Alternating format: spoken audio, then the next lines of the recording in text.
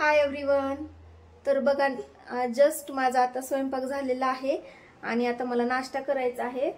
आणि नाश्त्यामध्ये आज मी बनवलेला आहे चपाती आणि भोपळ्याची भाजी.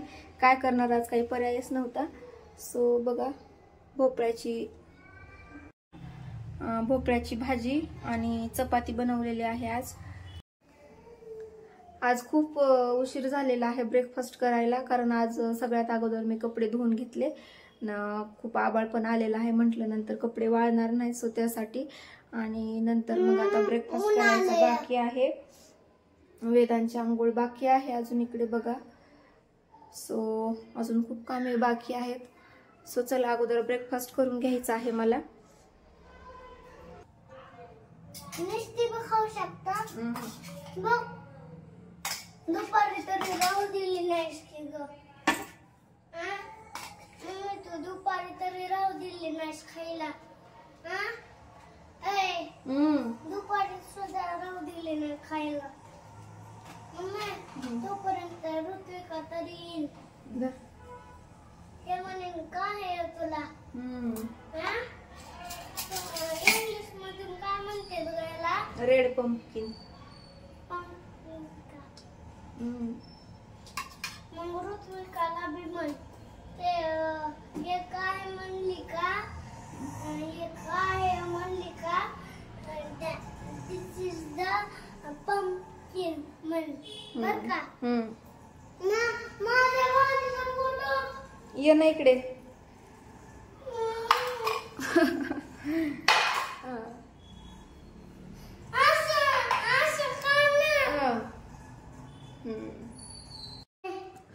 तर बघा, नाश्ता झालेला आहे जस्ट माझा आता. आणि आता मला जायचं आहे माझ्या मैत्रिणीकडे. जस्ट ती काल आलेली आहे इकडे खूप दिवसानंतर. डिलेव्हरीसाठी गेलेली होती तिच्या नेटिव्ह. सो जायचं आहे मला आता तिच्याकडे.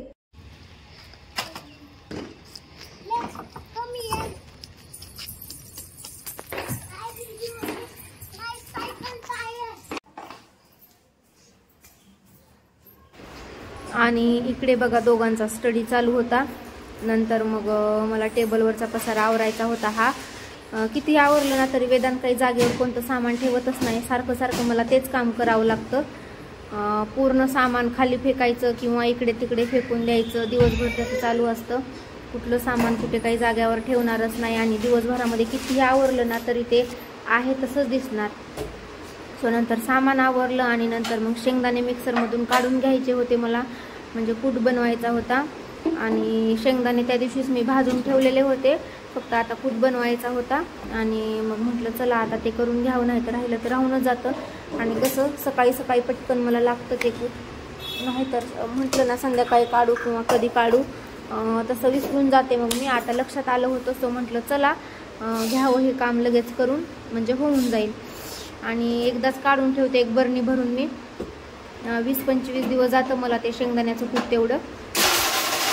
खूप बरं पडतं. मग हे कसं ऐन वेळेला पटकन रेडी असलं की टाकतं, त्याच्यानंतर काढायचं टाकायचं, त्यामध्ये खूप वेळ जातो. असं महिनेभराचे कामे जे असतात ना ते मी करून घेत असते. असे मोकळ्या वेळामध्ये जेव्हा वेळ भेटेल तेव्हा करून ठेवायचं, म्हणजे कसं पटकन होतं काम पण. आणि तयार असलं की असं कंटाळा पण येत नाही काही करायला. नाहीतर प्रत्येक गोष्ट प्रोसेस तीच करायची अगोदर, नंतर पुन्हा बनवायचं, त्यामध्ये खूप वेळ वेस्ट, खूप टाईम जातो. सो प्रत्येक वेळेस मी असंच करत असते बघा.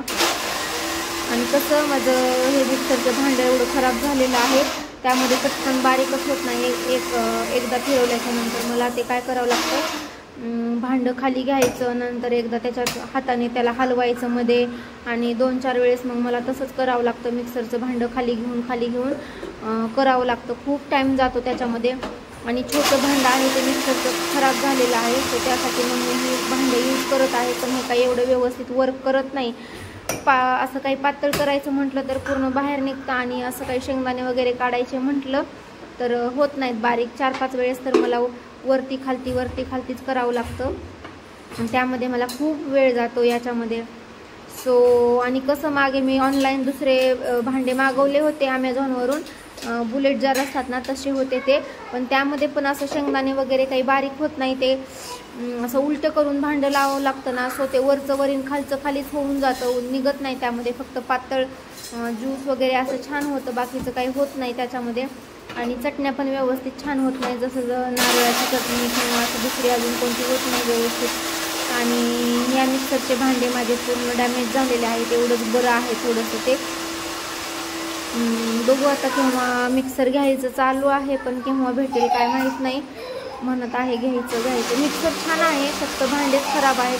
आणि कसं दुसरे भांडे घेतले ना ते व्यवस्थित काम पण करेना झालेत, कारण मी ट्राय केलेत बरेच भांडे, पण एकही मला भांडं असं मनासारखं भेटलेलं नाही, काही ना काही प्रॉब्लेम येतच आहे त्यामध्ये. सो आता म्हटलं बघू मिक्सरच चेंज करू.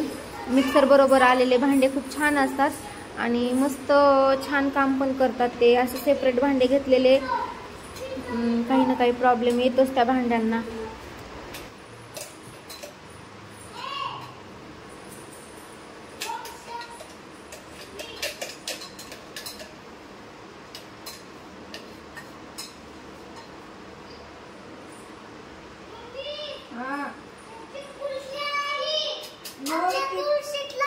नको म्हणा, दोन टेकी तिला.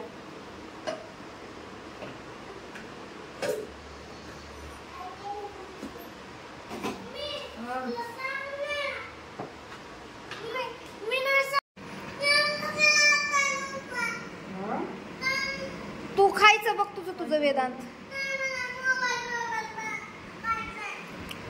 खायचं नसतंय बाळा. सांडून टाकणार आहेस का? नंतर मग दुसऱ्या वेळेस देणार नाही बघ मग मी तुला.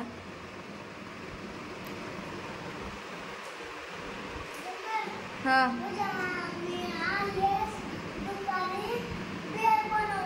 बरं.